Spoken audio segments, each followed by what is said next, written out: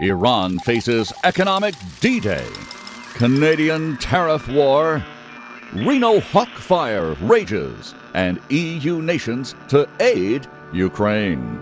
Greetings, humanity. Let's GROK the news. We cover the world's headlines, but first, a deep dive into the most important story in the world today. Dateline, Washington, D.C.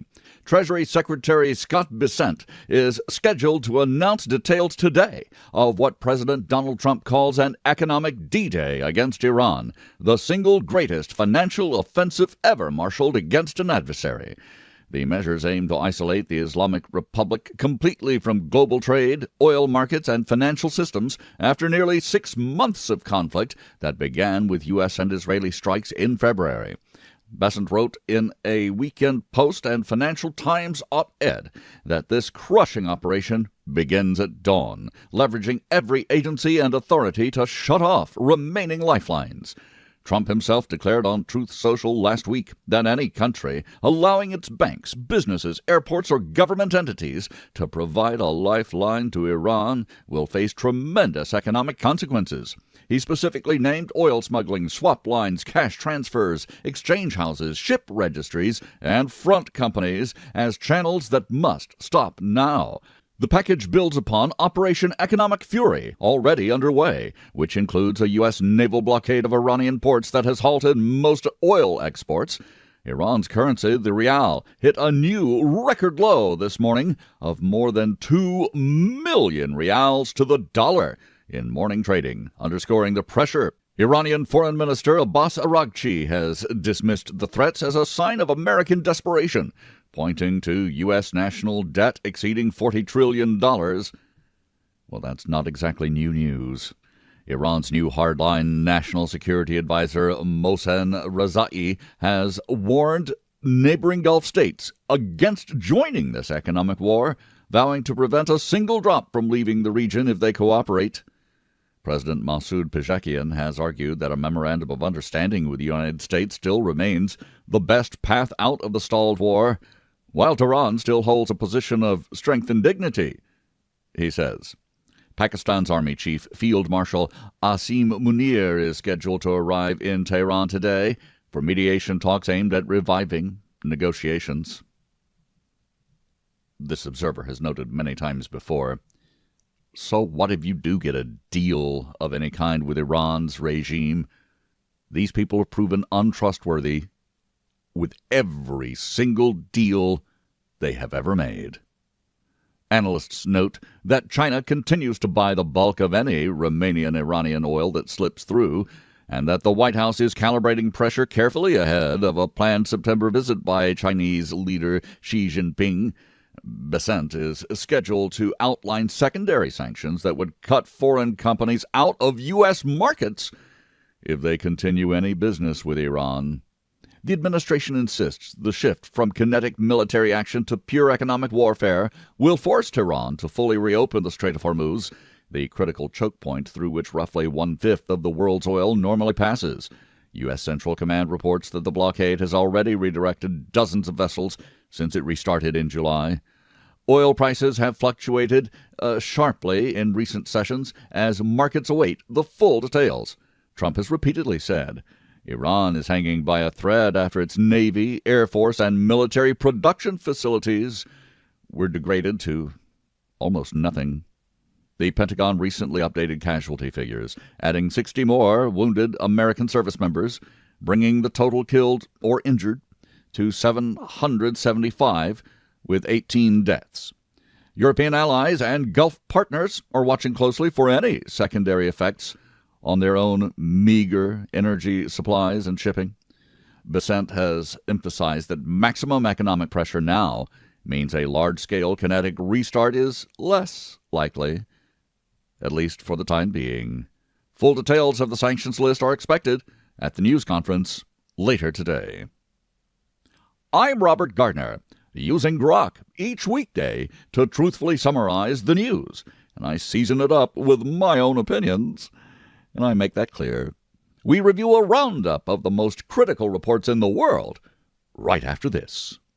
M.S. Gardner, my beautiful wife, is the brilliant author of Wolf's Bane, a dark, serious, modern take on an old fairy tale, a page-turner, a Southern Gothic story, a story for adults. Wolf's Bane, available now at thecuriousauthor.com or amazon.com. Now, we grok the news with headlines from around the world. Dateline, Ottawa. Canada is preparing a dollar-for-dollar retaliatory tariff on American steel, dairy, appliances, and electronics after the United States imposed 50% duties on $20 billion of Canadian exports, including wine, furniture, and hockey equipment.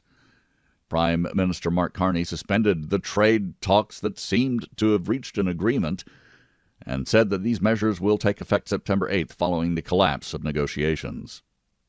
President Trump said that Carney is trying to seek the benefits of being part of the United States without any of the responsibility.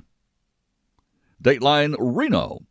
Nearly 90,000 people face evacuation orders or warnings as the Hawk Fire burns more than 15,000 acres, with zero containment northwest of the city in Nevada.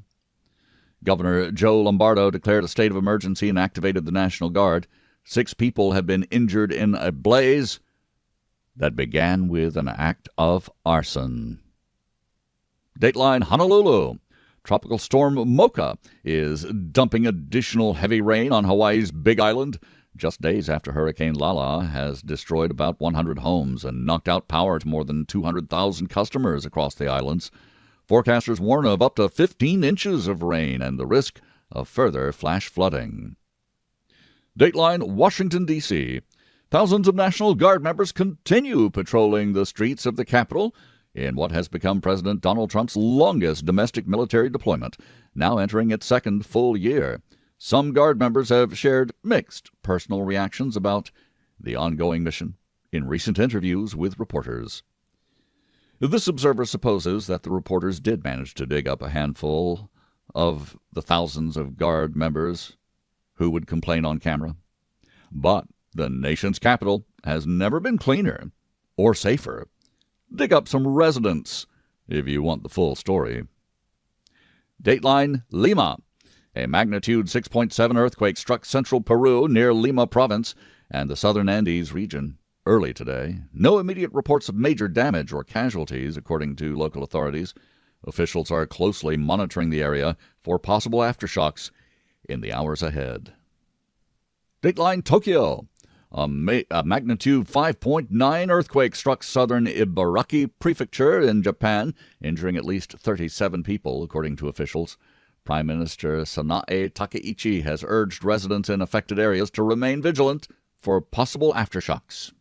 Dateline, Kiev. United Kingdom Prime Minister Andy Burnham is visiting the Ukrainian capital on his first foreign trip since taking office to reaffirm military support, including assistance with long-range missile production, despite repeated Russian warnings of serious consequences. Dateline, Oslo. Norway has pledged an additional $9.2 billion in financial support to Ukraine for the 2027 fiscal year, matching the high level provided this year as Nordic and Baltic leaders gather in Kiev for Independence Day commemorations. Dateline, London. British officials are briefing energy industry chiefs after reports of an Iran-linked cyber attack that temporarily shut down a power generator in the United Kingdom, raising fresh concerns about hybrid threats connected to the broader Middle East conflict. This observer notes that the UK, which has allowed its Royal Navy to rust into history, will not and cannot help in Iran, but still endures the hatred of the mullahs. He supposes they will welcome millions of displaced Iranian radicals after the war is over. Well, think about it. Dateline, Astana. Kazakhstan's new ruling-linked Adalet Party has secured a landslide victory with more than 71% of the vote in parliamentary elections, significantly strengthening President Kassym-Jomart Tokayev's political position ahead of any potential re-election bid. Dateline Phoenix. 2 Phoenix police officers have been fired and arrested after a violent traffic stop that they allegedly failed to report properly, with video evidence of the incident prompting both disciplinary action and criminal charges from authorities. This observer would like to see the entirety of the video evidence before agreeing with that conclusion. While I am not automatically siding with the officers, we don't know the history of the interaction or what happened on the scene. Watch enough vest cam videos and you'll know what I'm talking about. The George Floyd fentanyl overdose death that unjustly landed arresting officers in prison to this day, and the Michael Brown hands-up case in Missouri, and numerous other politicized cases against officers. All of that comes to mind. Meanwhile, Dateline Springfield. Former Illinois Deputy Sean Grayson, who was serving a 20-year prison sentence for the fatal shooting of Sonia Massey inside her home, has died in custody, according to a statement from his attorney. Dateline Tehran. Pakistan Army Chief Field Marshal Asim Munir is visiting Iran today for high-level mediation talks aimed at helping end the ongoing U.S.-Iran conflict as both sides continue to dig in over economic and security demands. Dateline Washington, D.C. A federal judge has ruled that the Trump administration's broad visa ban covering 75 countries is illegal, blocking the entry restrictions on constitutional and legal grounds in a decision announced over the weekend. This observer hopes that this ruling from yet another unelected, low-level federal judge, who they seem to think that they were elected president and commander-in-chief. Well, I hope that this ruling will be overturned and that the Supreme Court, whose recent ruling on this sort of thing is being defied yet again, I hope that this judicial activist will be formally rebuked by the court. The new Congress should impeach and convict these radical justices. In this observer's opinion, it's their job.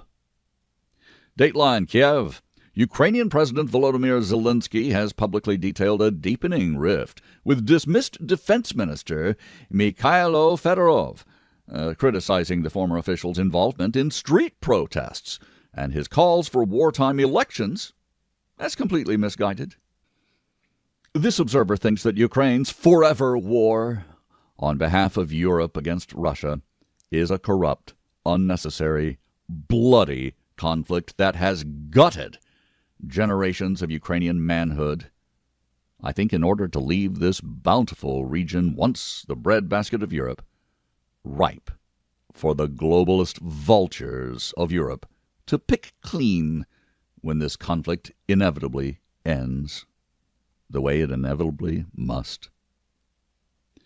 Dateline New Delhi. Indian Navy and Coast Guard crews continue extensive search and rescue operations for 22 missing crew members, mostly Chinese nationals, after a Panamanian-flagged cargo vessel sank in the Bay of Bengal off the coast of Odisha. Dateline Austin. Texas has enacted a statewide moratorium freezing hundreds of new data center projects from connecting to the power grid amid growing bipartisan backlash over energy consumption, water use, and local community impacts that is also shaping some midterm races. This observer thinks that Elon Musk has the right idea. Build the data centers in space. Otherwise, use nuclear power. As for water, this observer understands that the water for cooling is recirculated. Unless, of course, they install the evaporation towers, and that is just stupid. Cheaper, but stupid, especially as the world faces El Niño-driven drought conditions. Speaking of which, Dateline Jakarta. El Niño-driven weather conditions and extensively dried peatlands are intensifying wildfires across large parts of Indonesia, raising serious concerns about one of the country's worst fire seasons, with major environmental and public health effects. And I thank you for listening. Please join me tomorrow to once again GROK the News. I'm Robert Gardner. Godspeed and God bless.